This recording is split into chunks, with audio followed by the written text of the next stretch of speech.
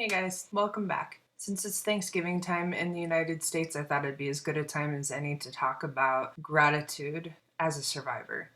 A lot of times, most times, people think about trauma and they think about everything that's negative about it. And there's obviously negatives to trauma, but it's not all bad. Like anything else, there's positives and negatives. So, that same beast that brings us triggers and flashbacks and difficulty connecting with others does have some benefits as well, and that's what I want to talk about today. We naturally focus on the negatives of trauma, but I think that healing requires that we acknowledge the good also. So, first, we're going to look at some benefits of trauma, and then we're going to look at how you can get there too. In 2016, Psychology Today published an article titled 7 Ways That Survivors Can Grow After Trauma. In it, author and counselor Seth J. Gillian, PhD, talked about the things that he saw while he was treating people in his counseling practice. These are the 7 ways that he saw survivors grow. 1. Forgiveness. Few people have a need to be able to forgive the way that people who've experienced trauma do. As you learn about forgiveness, you learn that it's not as much about the person that you're forgiving as it is about yourself. The act of forgiveness, I've told my kids, is letting go of the need to punish somebody or the right to punish somebody for something that they've done. It doesn't mean that they don't deserve to be punished, but you're letting go of that right to punish them, because if you hold on to that, it will eat you up inside. It's not as much about them as it is about you. I don't remember who said it, but there's somebody that said something along the lines of, if you hold on to bitterness and anger towards somebody, it's kind of like drinking poison and expecting them to die. It's kind of the same thing when you hold on to pain and suffering and this desire, need to punish the other person, to get back at them. It's kind of the same thing as like drinking poison and expecting them to die. It's not how it works. You suffer.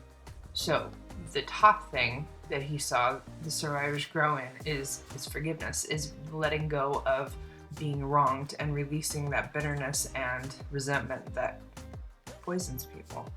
Second, and probably one of the most profound to me, is a recognition of our strength.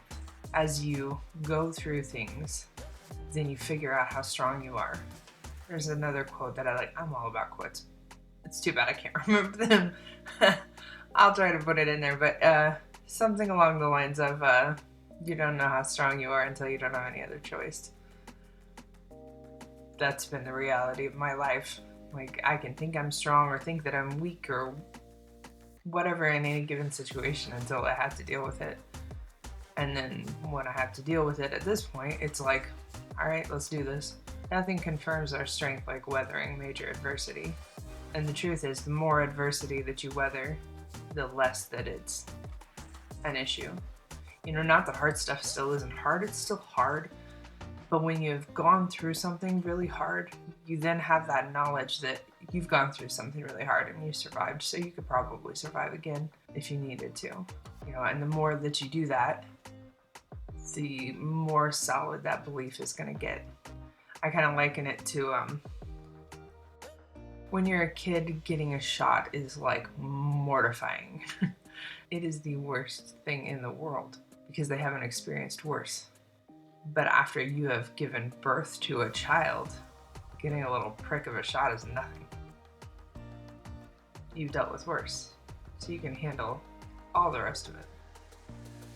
It's nothing. Trauma's the same, in my opinion. When you've dealt with something big and survived it, then a lot of the other stuff that people worry about aren't a big deal. Because you can survive it. You've survived worse, so it's not a thing. And that's a benefit. Enhanced resilience. When we see what we've already lived through, we know we can make it through again. Enhanced resilience.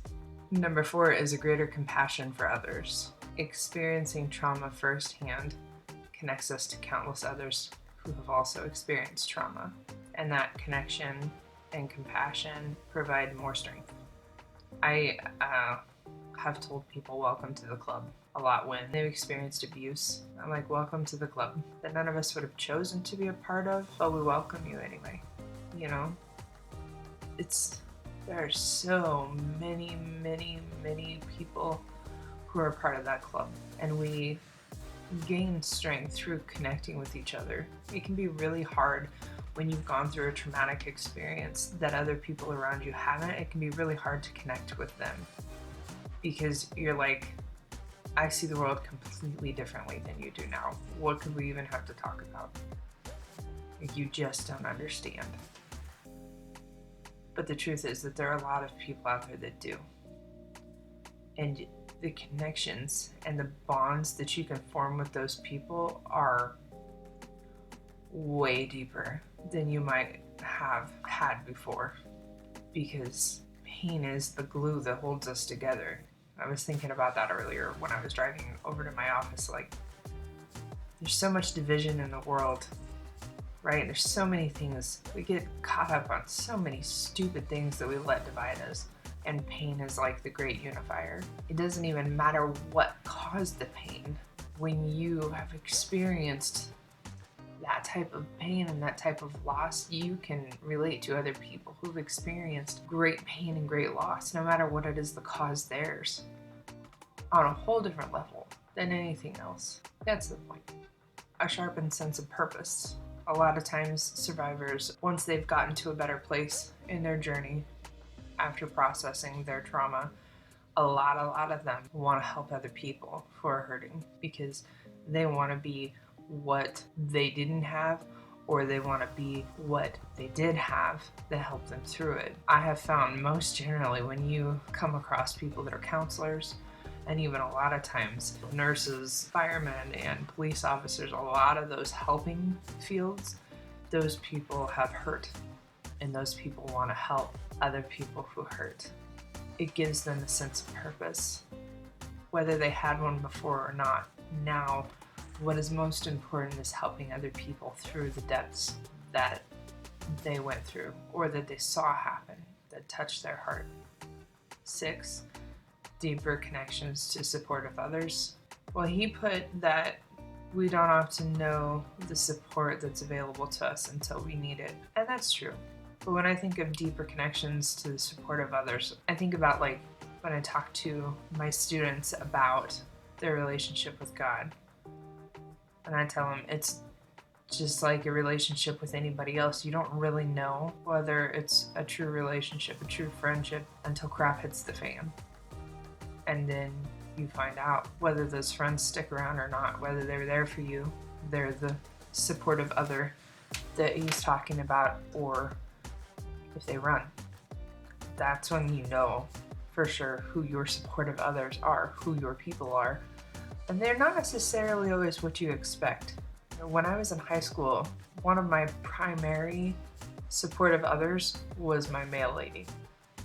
I would go to the post office and check my mail, and she'd ask me how my day was, and she'd listen. So I'd do it almost every day, and she would listen, and she cared.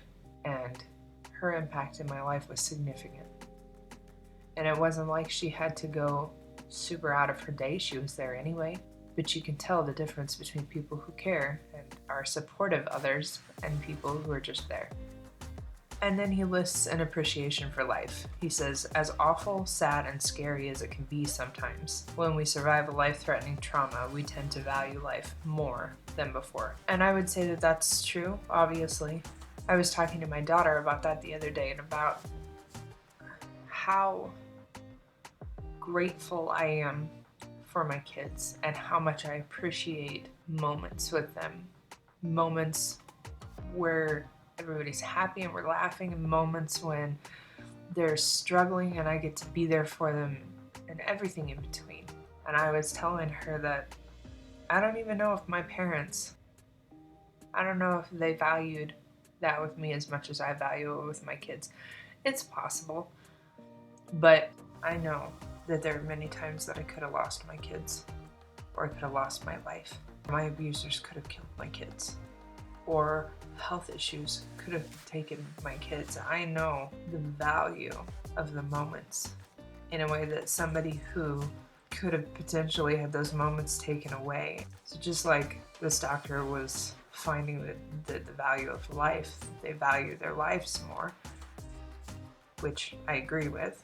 In addition to valuing my life, I feel like I shouldn't waste it. It's part of why I'm here. That's why I wrote the book.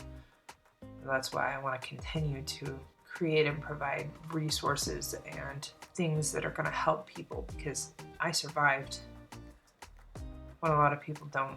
And even if people survive physically, I've witnessed a lot of them not survive emotionally.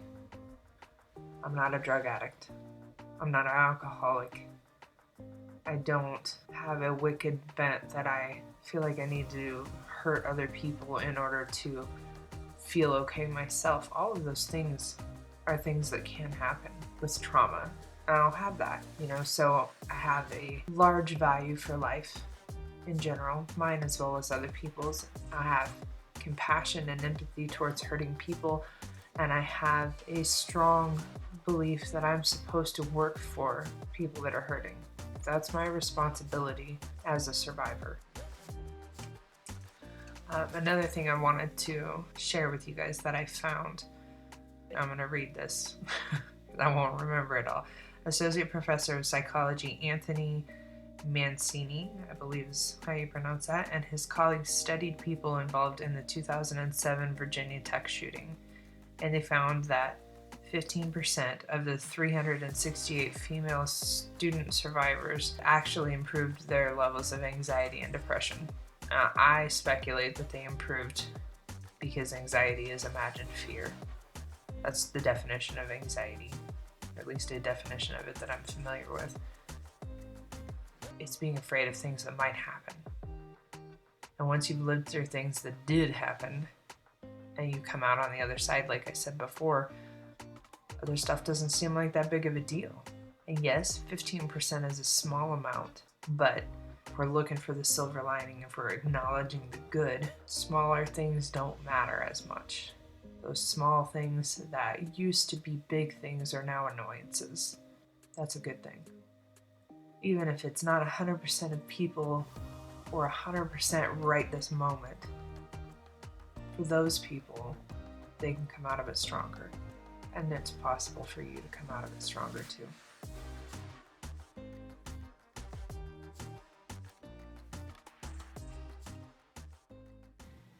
Thanks for watching.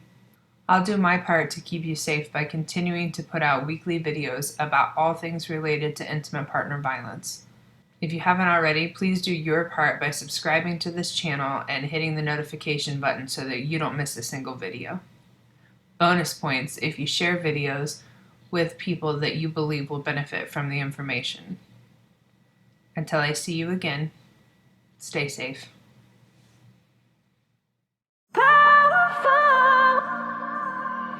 Your things are as powerful.